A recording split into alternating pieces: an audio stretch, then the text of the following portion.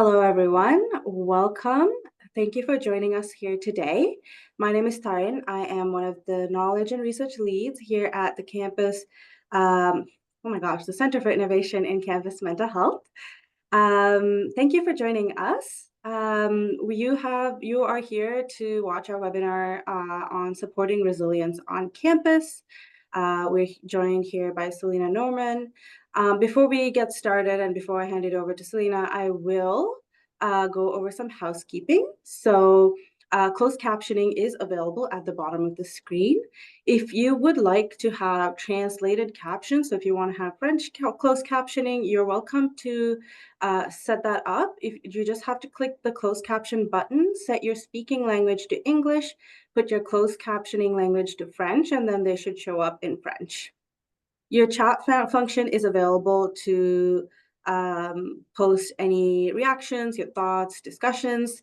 But if you do have any questions, I encourage you to put it in our Q&A function, because that is where we will be seeing all the questions, and that is those will be discussed at the end of the webinar. We will have around 10 to 15 minutes at the end to go over those. The recording will be available on our website post-webinar. Usually it will be by the end of the day or by tomorrow morning. So you're welcome to check that out. There is also a post-webinar survey. Please fill that out once you enjoy the webinar and let us know your thoughts. We gather a lot of information from those surveys, so it gives us more of a understanding on what you'd like to see next during our monthly webinar series. I also want to remind folks that we do have a webinar certificate program. So if you attend 4 or more, you will get a certificate. So just a heads up that we have our next webinar in June. So if you attend that and another, 3 more, or 2 more, I guess, you will get a webinar certificate. Our next webinar in June will be on problematic porn use, which is also known as porn addiction. So a lot of good information on that. Okay, so I am done speaking. I will turn it over to Selena. I will stop sharing my screen and over to you. Thank you. Let me just share my screen here. Okay. Should be good to go. So hello, everyone. Like Taran said, I'm Selena. I am the campus community lead here at the center. So today I'm going to talk about supporting resilience on campus, and it's going to be using all the tools from the Thriving in the Classroom toolkit. And it's just going to be a glimpse into what this toolkit has to offer, but I do hope you find it beneficial, and it'll be targeted towards both yourself and students as well, so how you can support resilience in students. But before we get started, I do want to start with the land acknowledgement and just acknowledge that even though we are all virtual today, coming from all parts of Ontario, we are all on the ancestral lands of many Indigenous communities. Currently, I'm in Toronto, so I am in Treaty 13 territory and the home of the Anishinaabe, Haudenosaunee, Wendat peoples, the Mississaugas of the Credit, the Chippewa, and people who may still be unrecorded. So as we go through today's presentation on resilience, I just want you to think about how you may be able to support resilience in Indigenous students and colleagues in your role to promote that whole campus approach to health and wellness, and also to be an active participant in the reconciliation process. Before we get started, I do want to acknowledge that this toolkit that I'm going to be talking about, all about resilience, was created by many post-secondary faculty, mental health professionals, learning experts, and community partners across Ontario. This toolkit and everything I'm presenting to you today would not be possible without them. So just a big thank you to everyone who was a part of creating this resource here. And then I do want to set the context for today's presentation. We know that navigating the post-secondary realm often involves having to adapt to difficult and unexpected challenges, such as dealing with uncertainty, funding, the feeling of insecurity, and colleagues leaving the workplace. So we have to start with acknowledging and validating the hard experience that you or your colleagues may be going through, which is really the first step to this. We don't always get to choose situations we find ourselves in, both in our professional and personal life, but we usually get to choose how we respond to them, and that's where this idea of resilience comes in. So today I hope to just provide you some tangible ideas, skills, and knowledge to help you promote well-being and strengthen resilience both in the classroom for your students and for yourself as well. So what is resilience? It really is the capacity to adapt or recover in the face of adversity, including but not limited to what you see on the screen there could be financial problems, trauma, relationships, loss, health problems, etc. And developing resilience can really help you move from merely surviving an experience to actually thriving. And it's important to understand that having this high level of resilience doesn't mean you will avoid stress and you'll avoid feeling stress and anxiety when it comes to certain situations. It just means that you're able to adapt to it and recover more effectively from it. Many of us in this room today, we all juggle personal, family, social, financial, workplace demands. And while we try to manage all of that, any of us could be blindsided by an unexpected situation or become overwhelmed when too many stressors happen at once. And while stress is usually always a fact of life, it doesn't always have to be a bad thing because in some cases, we see stress can actually help motivate us to develop positive coping strategies or find effective solutions to problems. So stress can be a positive force in our lives, but too much of it can have that opposite effect, and that's where resilience comes in. In the post-secondary context, resilience is really a great tool that we can use to support both the growth of students we support and our own growth as well. But as we engage in resilience work, it's important that we both think critically about why we are doing resilience work and to question the concept itself and how we work with it. So with that, I want to talk about the importance of problematizing resilience. Taryn will share in the chat an info sheet we create on this that goes more in depth than what I'm going to talk about today. But the idea is that no concept is ever entirely perfect as is. So it's important that we examine these concepts we use when we're using them to support student success and our own personal success. So the first one is going to be maintaining the status quo. So resilience work often focuses on giving people skills and supports to return what we consider our normal or our baseline after a difficult experience. But when we're doing that, it's important for us to consider if our current or normal baseline is what we really want to maintain. We have to also question if it's fair to ask students to put in the work of changing or growing, only to then have them work within the same system that may not have had the adequate supports. We also need to think about language as well and be mindful with it, as it can often help to maintain the status quo of our current system and impede change. So you want to make sure the language we use doesn't contribute to slowing down the movement towards systemic change on our campuses. So an example of this would be a focus on the word deficits. So deficits within individuals, focusing on that specific type of language can really draw away from the structural issues within a campus system that we can focus on as well. And you'll see that come up a couple times on this slide, especially the idea of this systemic change and structural issues on campus that we can work towards, because of course the next one is systemic change in context. So resilience work in the post-secondary context has tended to focus on individual change. So the focus really puts the onus on students engaging with systems to do the hard work of change, as opposed to having that system also undergo change in tandem with students. So, for example, resilience work we engage in should be plugging into the work on systemic change. So, for example, when I talk about academic resilience, we can also tie that to policy changes. So providing grace periods for course assignments. So having the two come together, because we know that the world we live in, people and systems we live in are interconnected. So understanding and adapting our resilience work to its context can really help us engage in that systemic change and support resilience on campus. We also need to recognize that there are both internal and external factors, so both personal and environmental factors that contribute to resilience and that work together. We can't really solely position resilience work in individual change. It also needs to be positioned in the environment as well. And we also ask how students, first, how students can support themselves in order to thrive, and second, how we can challenge or change the environment to enable students to thrive. And we know certain marginalized populations are often positioned as having higher likelihood of being less resilient, and this risk is solely centered around their identity. So it's important that we recall how these risks were created in the first place, most often from our systems designate people with certain intersections to be at disadvantage here.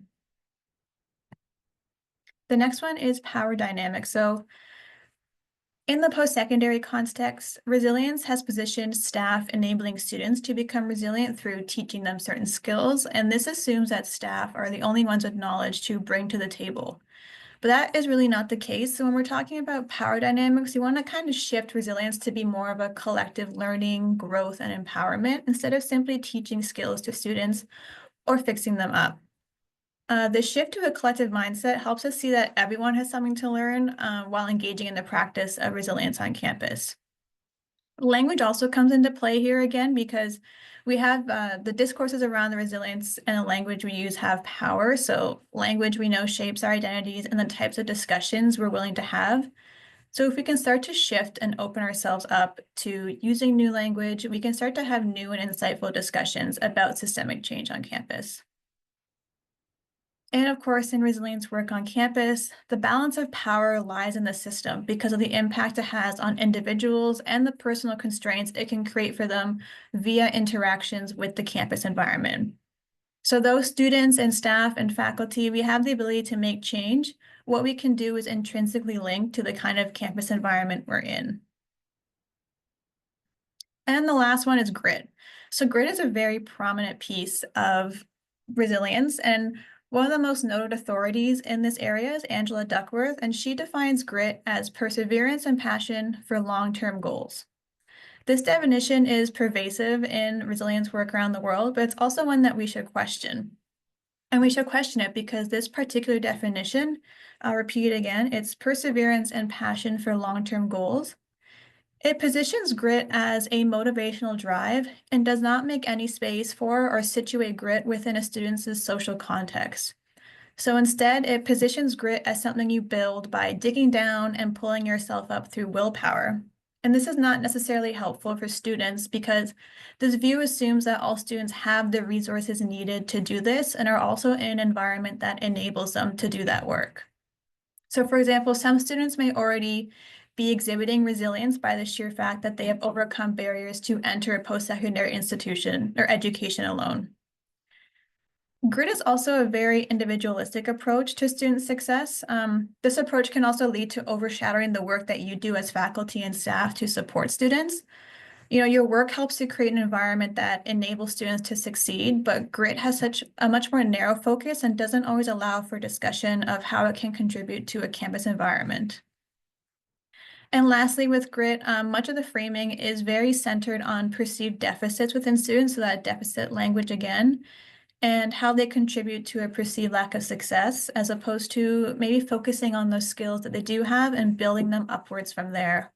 This focus on deficits can also obscure the part the campus system plays and the systemic change that needs to happen in creating or exacerbating these perceived deficits that students may experience.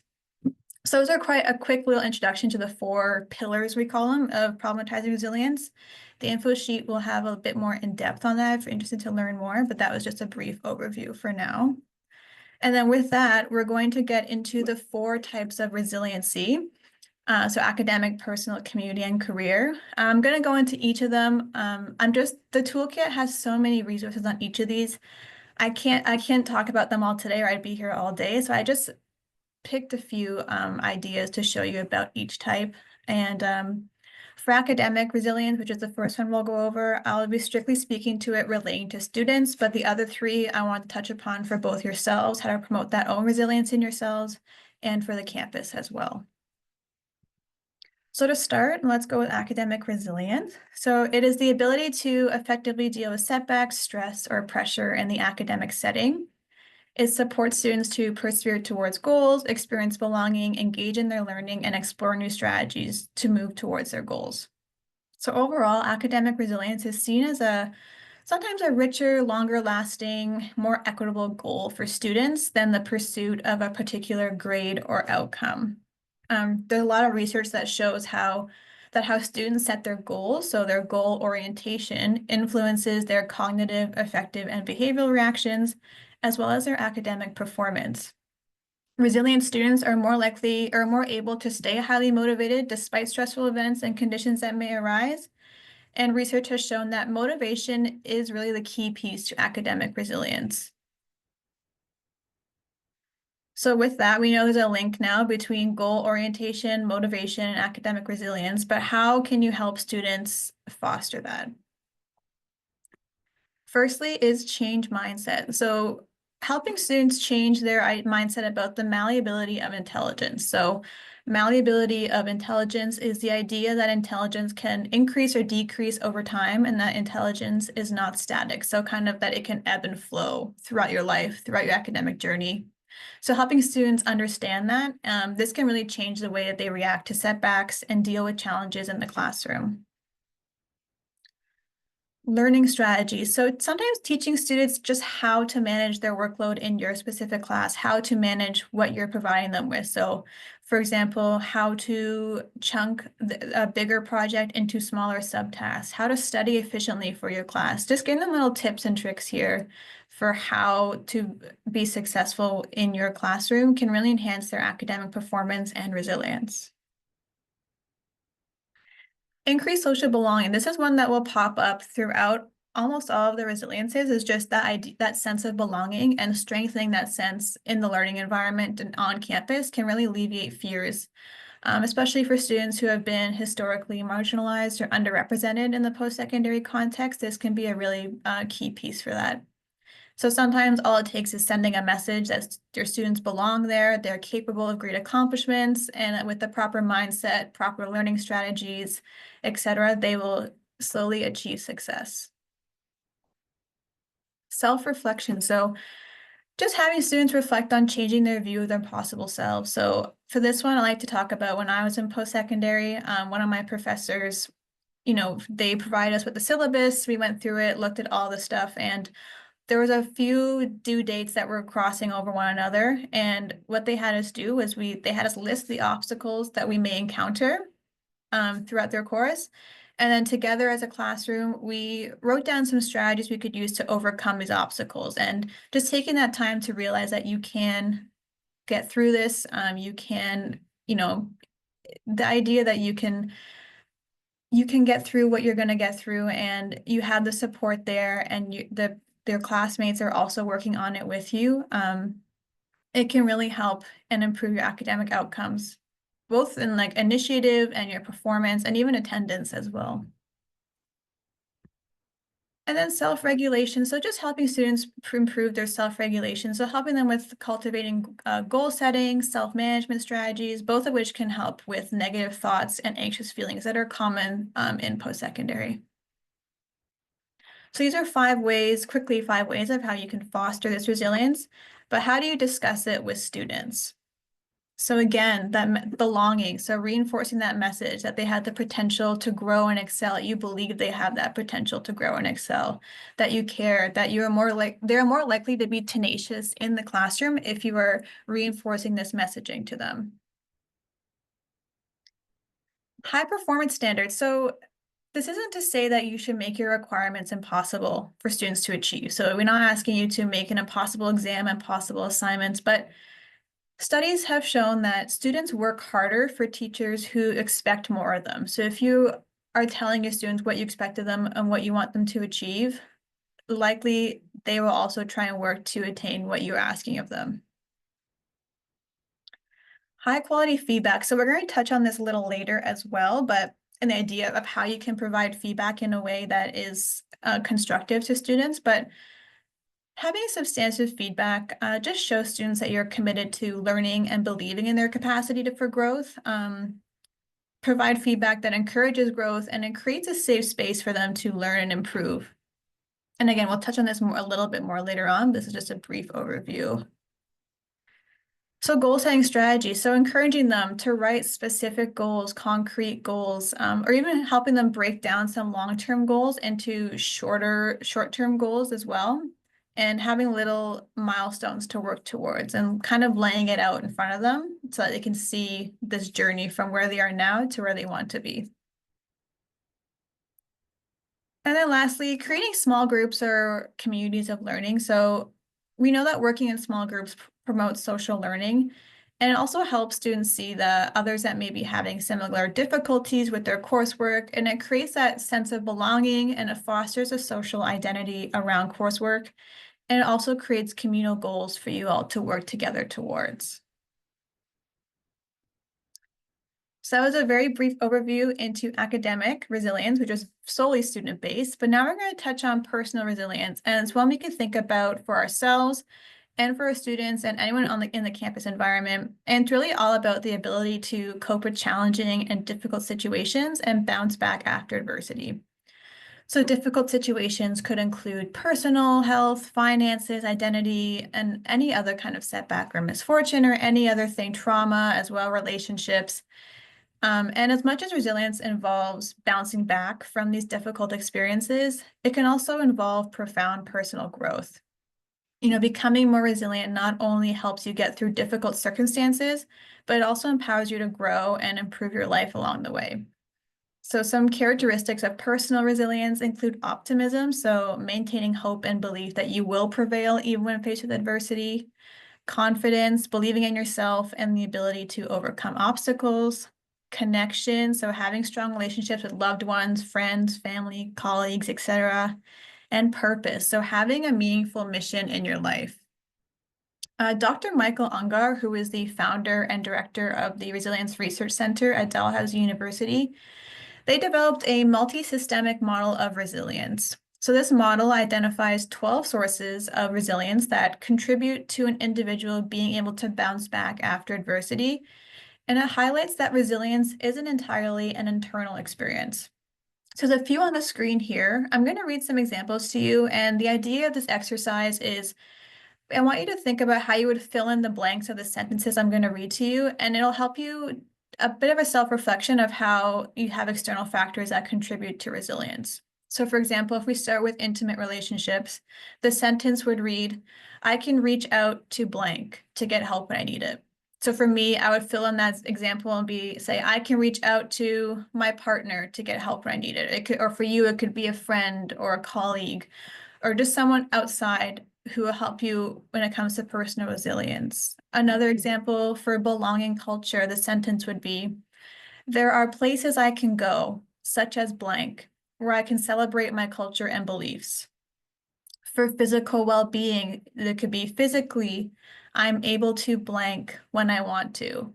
So the idea of these sentences in this exercise is to just be more self-reflective and understand that there are external factors that contribute to your own personal resilience, and just reminding you that they're out there, that they exist, and that you have those supports on hand.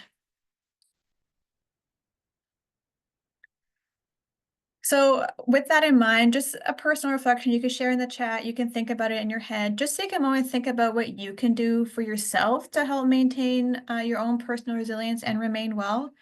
And I'm also going to go through just 5 areas where you can engage in small but important activities that can help you remain well, whether that's in your workplace or your personal life. And these 5 areas were created by Bonnie St. John, who is a former Paralympic skier who is now an author and public speaker on this.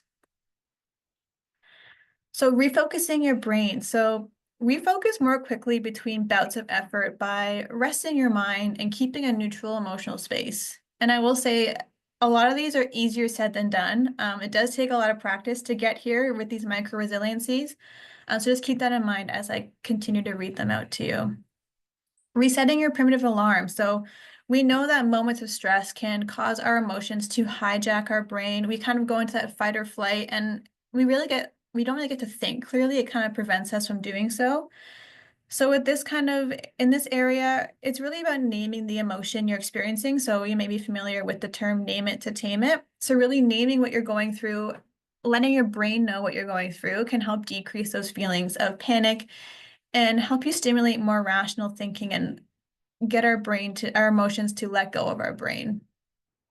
And then reframing your attitude also comes into play here. So it's that idea of continually messaging your brain or sending thoughts to your brain to maintain that optimal stress level. So you would send to your brain what constitutes and what doesn't constitute as a threat. and reshift how you react, how you feel towards whatever is in front of you, if it is a threat versus if it's not a threat. Refreshing your body. So the amount of times that I've personally just forget to drink water throughout the day or forget to replenish myself with food. This is just a reminder to just, in times of stress, hydrate strategically, feed yourself healthy foods, whatever you deem as healthy foods, and just give your body that energy it needs to continue throughout the day. And then the last one, renewing your spirit, is personally my favorite one, and one that I've seen as I do this presentation at other areas. I've heard more about this. And it's basically what they call it is a first aid kit of joy. So this can be something that you can turn to, whether it's in your desk, in your backpack, on your phone. It could be anywhere you want it to be. And it's something that you can use to nurture your spirit at any given moment. So for example, some people have actual boxes. And when you open the box, they have souvenirs from travels they've gone on. They have photo albums in there of people they love, memories they want to remember, of places they've been. Some people do this in the form of a playlist, so a music playlist on their phone. Some people have scents around them, so scents that remind them of people they love, of their home, of their pets.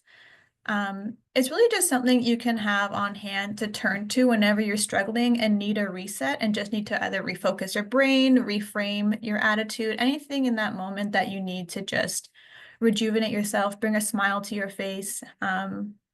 This is something we're seeing more and more become more popular. I'm starting to try and do one now. I have it in my backpack, a little container, I guess, of little memories that I'm collecting and to just turn to when I need that little break, that little detachment from work or from something else in my life. It's a great, great tool. And then lastly, for personal resilience, I do want to talk about the 5-factor model of resilience. This was developed by Diana Brecker from TMU, and it puts mindfulness at the center of resilience with gratitude, optimism, self-compassion, and grit, each playing a role in how you bounce back from adversity. But from this model specifically, I just want to take a moment to focus on self-compassion and just, as a silent reflection, just think about the last time you thought about your own strengths. Admittedly, I am very bad at both recognizing my own strengths and taking the time to allow myself to be proud of them, my accomplishments. Often we don't focus on the positives in our lives. We tend to focus on the negatives, and we're usually our own worst critics. And when things go wrong, we tend to blame ourselves for everything, and we're very impatient with our own human flaws. We seem to be more compassionate, understanding of others when they make mistakes, but we rarely ever do that, give ourselves that same compassion and understanding. So since we always tend to dwell on the negatives, I do want to take a moment and just ask you to do the opposite. I want you to think of the last time you gave yourself compassion. When was the last time you were your own best friend? And even further, when was the last time you thought about your own strengths and focus on the positives?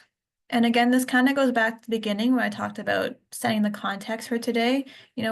Post-secondary, some of you are going through really tough times, and I just want you to take a moment and reflect on how you've been resilient through that, the positives, how you're going through it, and just focus on your strengths and what you've done. Like, just be proud of yourself of how far you've come.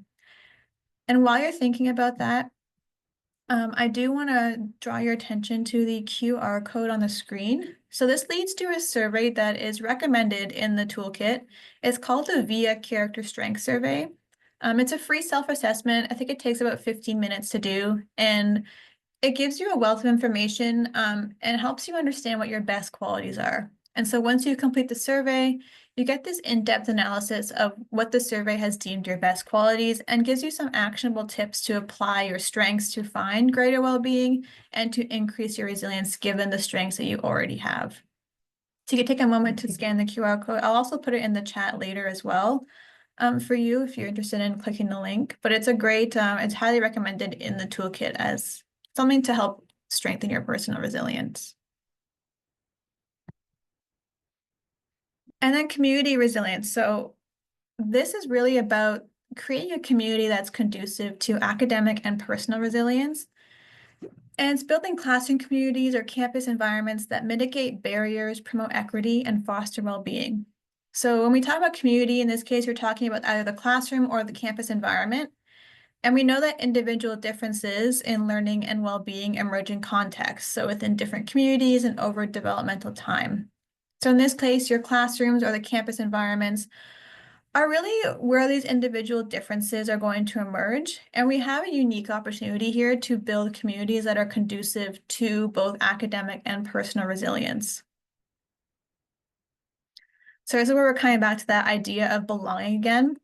So student success is linked to belonging. That means that each and every one of us as faculty, instructors, as counselors, we all have an obligation to create a space that fosters a sense of belonging in students.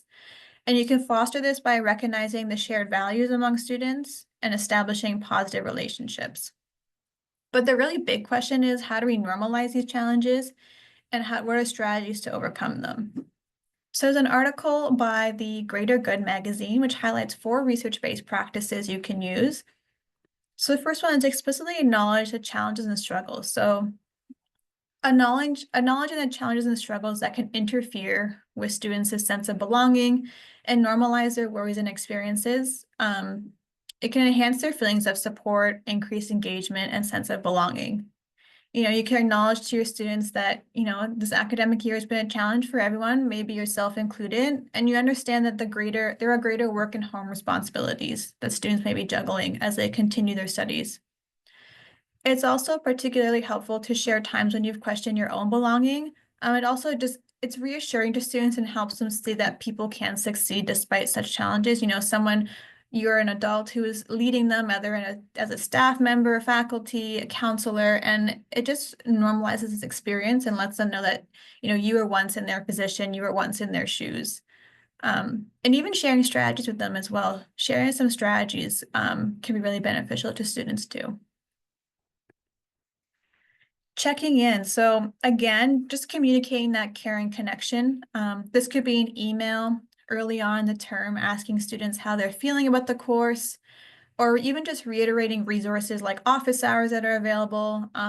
Some professors have started to use online polling sites during class to invite students to respond anonymously and discuss these results.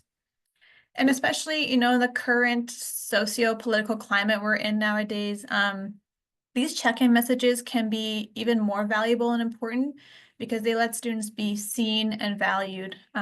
So throughout the term, just sending simple messages to them.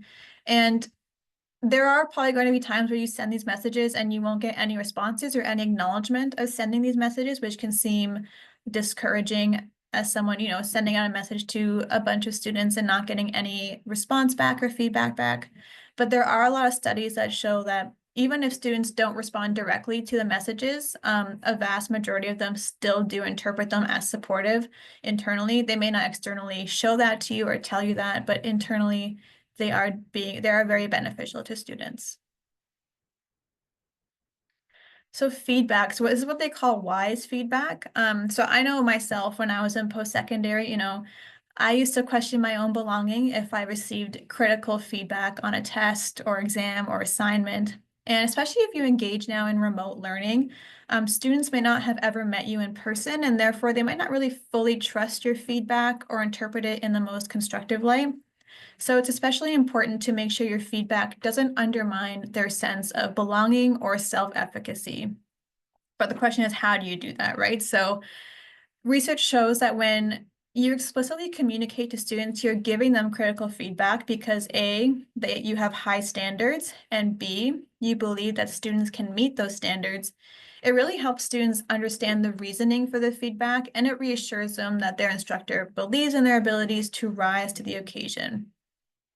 So it's really about, you want to provide this feedback, but you also want to tell them why. So the why is the key piece here. Why you find this feedback, and it's not to hinder their motivation or their drive or their resilience, but it's to do the opposite. It's to actually encourage it.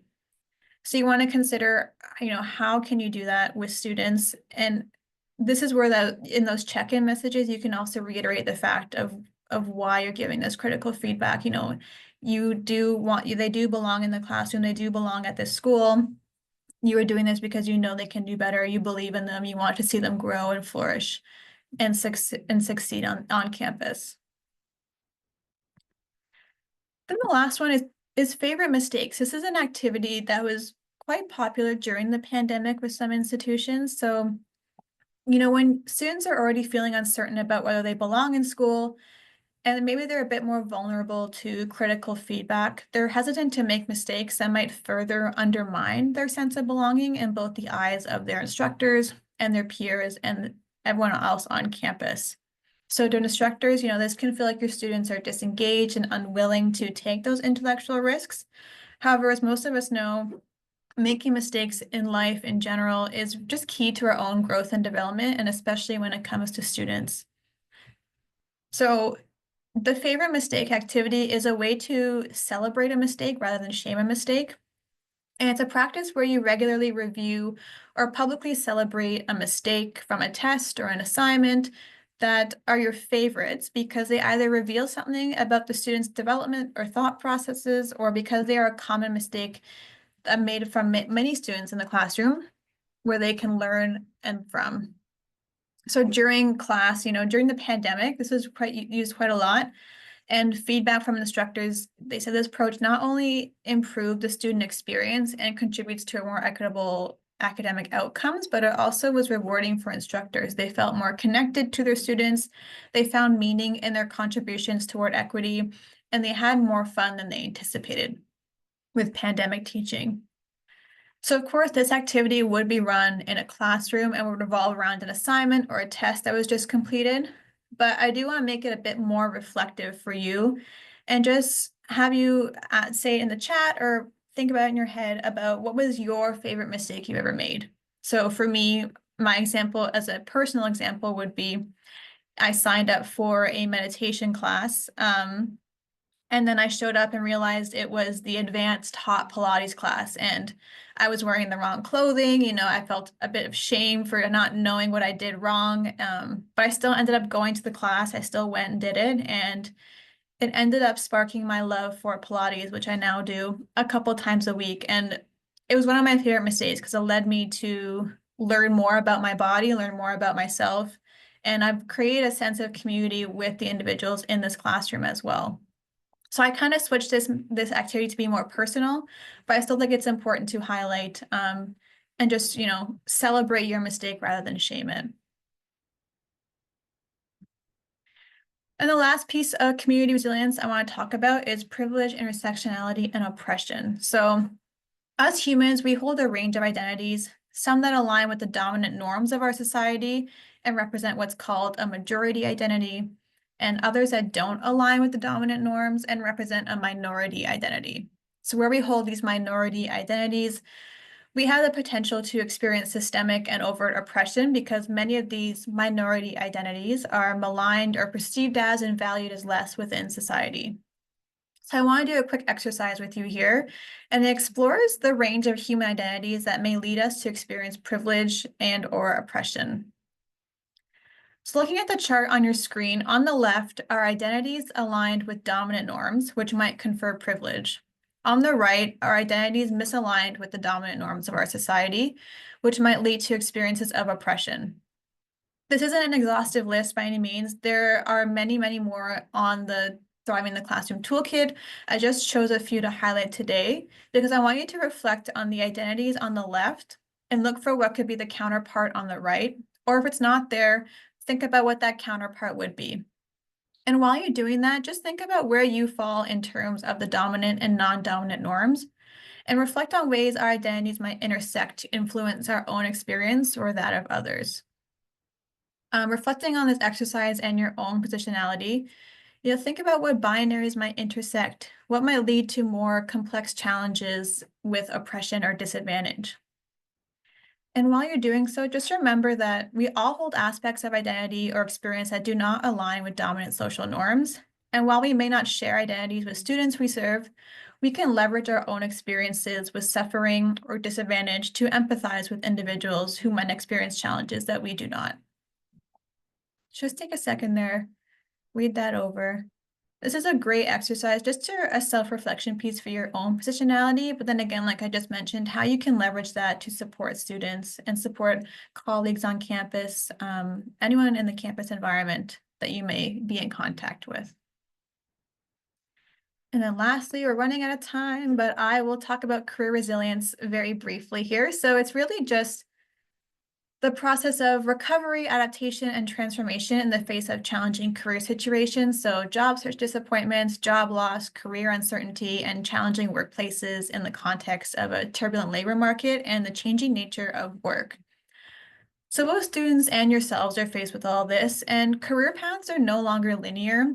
And in an ever-changing employment landscape, we need to be able to navigate that terrain. So a career could involve several job changes across many different sectors. And even once you've entered a career, work life can often be unpredictable and not quite what we thought we were getting into. So in order to develop our career resilience, we need to use and build up our own internal resources. So like optimism, flexibility, self-awareness. And we also have to have available external resources. So supportive relationships, career services, and community programs. And with career resilience, we tend to emphasize psychological barriers associated with it, so like the skills of an individual. Um, but we can't lose sight of the fact that the development of career resilience is greatly affected by broader factors such as social bias, racism, ableism, among others as well. And these barriers disproportionately affect marginalized groups and weaken that potential for career resilience in members of these groups as a whole. But at the same time, the resilience of individuals from marginalized groups, it allows them to navigate the systemic barriers they continue to face. But overall, promoting the growth of career resilience depends on a commitment to addressing and dismantling the systemic barriers that limit career outcomes. So similar to what I was talking about earlier in the post-secondary context of systemic change, the same idea has to be applied when we talk about career resilience as well. So we also need to keep in mind that when it comes to career resilience, both staff and students need to have access to and be able to have helpful resources that contribute to their personal agency in the career planning process. So how do we foster that? First is curiosity. So exploring and reflecting on new learning opportunities. Being curious can really be a career game changer on various fronts. In general, when you're curious, you're more engaged, you're learning, you're expanding your horizons and making new connections. And in any workplace, curiosity is also a way to stay competitive and just demonstrate to employers that you are a lifelong learner who takes a more creative approach to problem solving. Persistence, so exerting efforts despite setbacks. So in a competitive landscape, career success doesn't happen overnight. It takes dedication and resilience to move past the setbacks and keep your eyes on the long-term goal. It's really about putting one foot in front of the other is what matters. It's just like, some projects take a while to complete. Job searches are the exact same. You don't even realize how close you are to your goal sometimes, but you just have to keep putting one foot in front of the other, and you will eventually get there.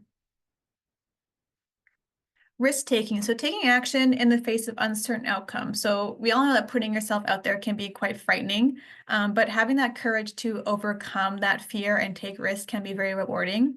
And with risk-taking, you have to have the mindset that there is no such thing as failure. So if you achieve your goal, then the risk has paid off. If you don't achieve your goal, you have the opportunity to step back and assess the risk that you took, figure out what you can do differently, and try again. However, not taking a chance at all could cause you to lose out on maybe an exciting job, a promotion, an opportunity. So with that, it also ties into optimism. So viewing these as not setbacks, but as new opportunities. And we know because it is impossible to avoid setbacks or disappointments or rejections in both your job search and on the job. Seeing these occurrences as learning opportunities, so switching our mindset to that rather than seeing them as defeats is what optimism is all about. For example, I know I definitely had this when I was younger. I had what they call a survival job. So it's not a job in my preferred field or what I want to be doing right now, but these are actually helping you attain the soft skills you will need no matter where your career takes you. And it's just switching that mindset to be like going from not being a job you want to being a job that will actually help you down the line, but you don't really even know it at the time. And then flexibility and adaptability. So changing attitudes and circumstances. There's the old saying that goes, change is the only constant. This saying really applies to the working world. So it's being able to adapt. It's essential to staying employable and successful nowadays. Part of that means recognizing there is no single path to attaining your career goals because the job market's always in motion. So we have to be flexible in terms of letting go of rigid ideas, and just being responsive to change rather than reactive. So I want to quickly showcase this career resources model. It was developed by Andreas Hershey, who's a leading researcher on career development and counseling. So you can think of career resilience as fitting into this larger model of career self-management resources. So it proposes four critical areas, or four critical career resources, I guess, that are essential for career management in the contemporary context.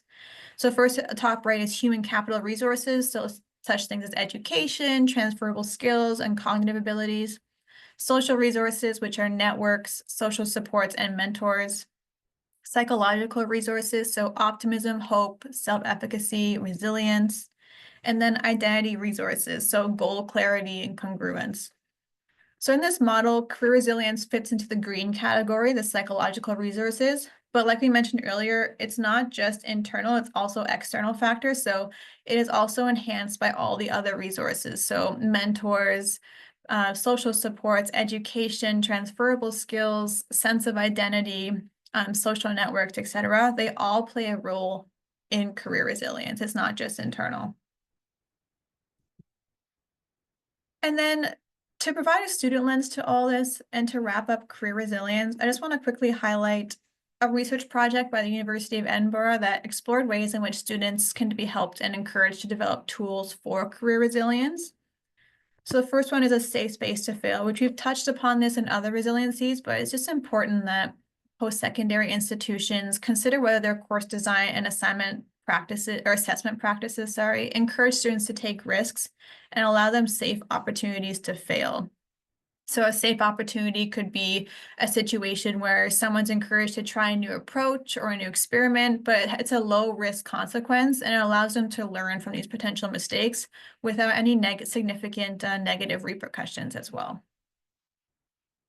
Changing perspectives, again, we talked about this earlier, but just offering the opportunity to reflect differently on the experience of failure, actively encouraging them to look at challenges and setbacks from different angles. A growth mindset here is also really important. So where they see obstacles as opportunities to learn and adapt, and ultimately building their ability to bounce back from career disruptions and adversity they may face on the job market, as the job market constantly changes. Challenging and helpful thinking. So for someone, I always tend to over-personalize feedback. So if someone who's doing that or who's catastrophizing situations, any type of negative thinking pattern, just reframing them to allows them to challenge these self-critical beliefs and replace them with more positive and maybe more realistic self-perceptions. Concrete information. So students need concrete information about what to expect in the labor market and what may be required to achieve success. I know when I left post-secondary, I was not prepared for the type of job market, what the labor market was like, how to go about it. Just having that awareness beforehand can be extremely beneficial. Seeking help, so making sure students are aware of the full range of support available to them and when and how they can seek help and support. It's all is a big part of demonstrating resilient behavior. And then advice givers. So lastly, students have lots of useful advice for their peers, which should be encouraged. So being in the position of giving advice sometimes encourages them to think differently about their own situations. Advice givers can focus on building supportive relationships, again, fostering that growth mindset and encouraging adaptability and flexibility, developing strong problem skills, setting realistic goals, promoting self-reflection, and peer support is a really great avenue for this. It's a great place to talk about career resilience and just about the labor market and job searching and just all the different pieces that can work towards building a stronger career resilience. So those are the four types of resilience. It was a very, very quick introduction to all of them. There is so much more information that could have been talked about, but I'm already over time right now, so I wish I could talk more about it. But to wrap up the presentation, I do like to do this activity. It could be in the chat. You could just think about it in your head. But after learning more about the 4 different types of resilience, I just invite you to think about what you will start doing, stop doing, and or continue doing when it comes to supporting resiliency on campus for both yourself and your students.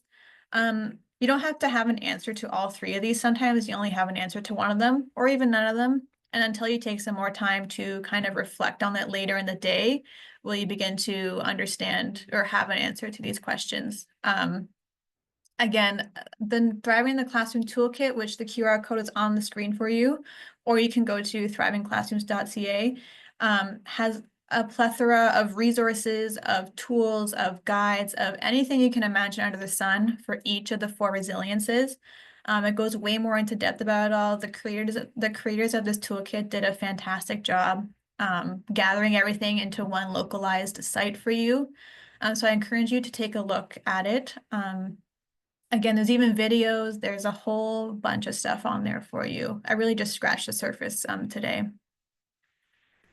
And then this is our resources, of course, our campusmentalhealth.ca. We just launched a new website. I believe it was last week. So it's a whole new look, whole new feel, much more accessible and an easier interface to work with. So we encourage you to go check it out. And of course, more feet on the ground. Again, just another way to support mental health on campus for both yourself, students, and staff. And then my email is on the screen there. If you have any questions about resilience or want to talk about it some more, I'm always open to helping you out on email. Come chat with me. I would love to spend some time with you. And then we have our socials on the left as well for you. And yeah, that's it for me. Thank you, everyone. Thanks so much, Selena. Folks, if you have any questions, now is the time to put it in a Q&A. I know lunch is approaching very quickly, so completely understand if you have to step out, but we will remain here for another 8 minutes or so. And remind folks that the webinar survey is up in the chat. I can put it back up there for folks to answer. But in the meantime, I will ask Selena about a question here, asking any information on how to increase help-seeking behavior. That's a good question. That's one that we see, even not just in resilience, but in all of our work. To get students to want to seek help, that stigma, I think, is a big piece of that, of not wanting to ask for help, reach out for help. Can you repeat the question, Tara? Is that resilience and help seeking, or just help seeking in general? Oh, you're on mute. Increasing help-seeking behavior.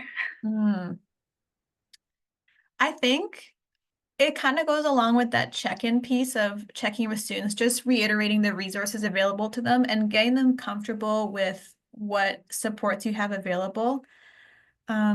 I don't really know much about help seeking in terms of like in the classroom setting, but I think just continually reinforcing the message that of the supports available to them. And again, if you do that check-in with them, you will eventually begin to build that relationship with them.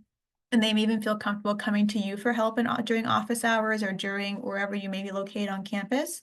I think that's a first step. I would have to do more research. If you're interested, I can look it up some more and get back to you on it. But off the top of my head, that's what I can think of right now. But I don't know if Taran, you have anything to add, but I I agree with what you said earlier. Like the stigma thing is that's quite profound. I think a lot of help-seeking behaviors are not seen among students or even staff because of the fact that there is some stigma and there is some fear of either, looking quote unquote weak or feeling like you can't really express your feelings or what you're going through.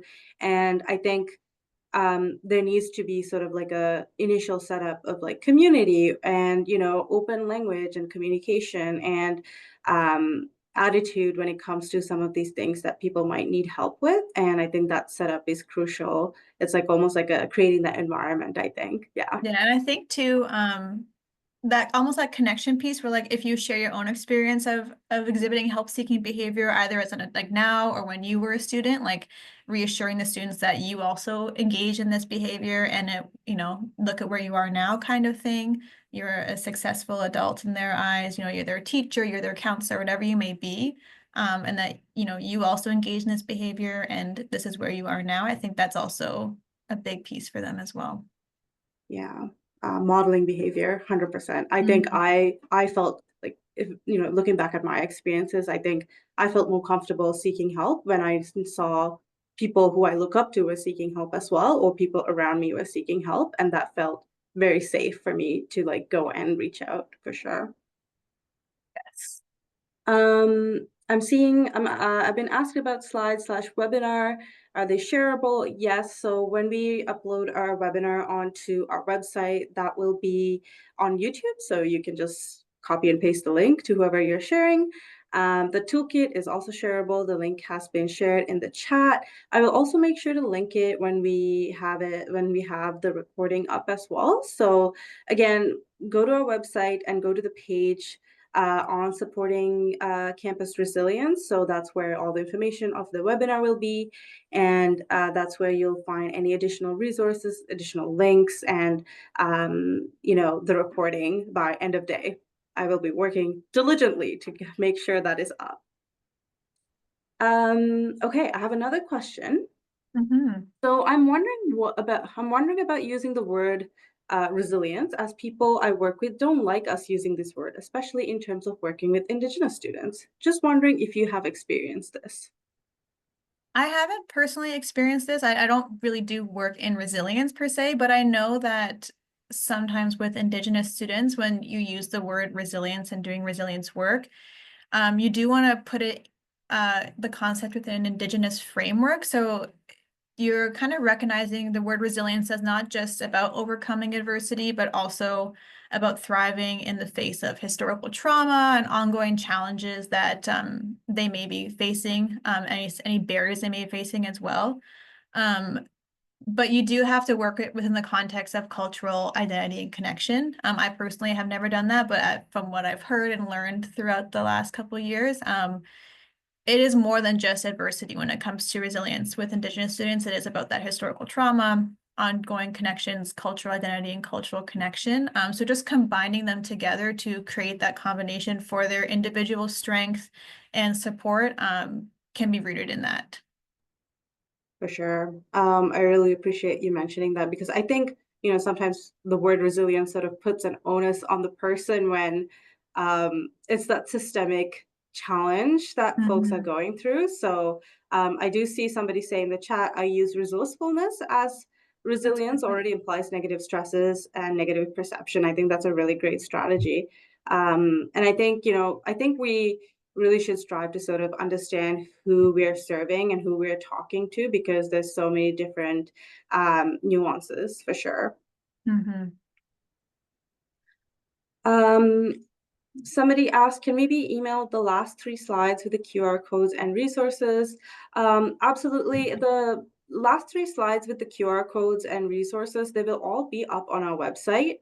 I think again, when the recording is up, you will have all the materials in that link that I shared in the chat. I can reshare it again so that folks can have that, on you, so that you can go check that out. And I'm gonna put in, I forgot to put in the link for the via character strength survey. So I'm just gonna put it in the chat for everyone who's still here as well. Yeah. If you missed the QR code. It is there. I haven't taken it yet, but I've heard wonderful things. It gives like a very in-depth analysis, and based on your strengths, you do get like little tips that can build upon your strengths even more in terms of resilience. I'm not seeing any more questions. I will remind folks that we do have a really great webinar coming up next month in June. It is on understanding problematic pornography use amongst post-secondary students. These are topics that are not discussed a lot, sometimes considered taboo. So this is a really great opportunity to learn about something like this and learn how to support your students. Again, you will find our webinars on our website. We had so many great ones in the past. Last month, we had one on understanding ADHD, which was really great. I know Selena shared the campus website, as well as the More Feet on the Ground website. So really great resources. Feel free to email Selena if you have any questions that you can think of. you can email me as well if you'd like. I can also make sure that you are directed to the website when everything's up. If you email me to my email, I will put that on the chat. But I won't keep folks any longer. It is 12 o'clock, so at least in Toronto. So I hope you folks have a good rest of the day. Thank you, Selena, for this great presentation. Thank you, everybody, for showing up. And I hope you have a lovely day. Bye. Thank you.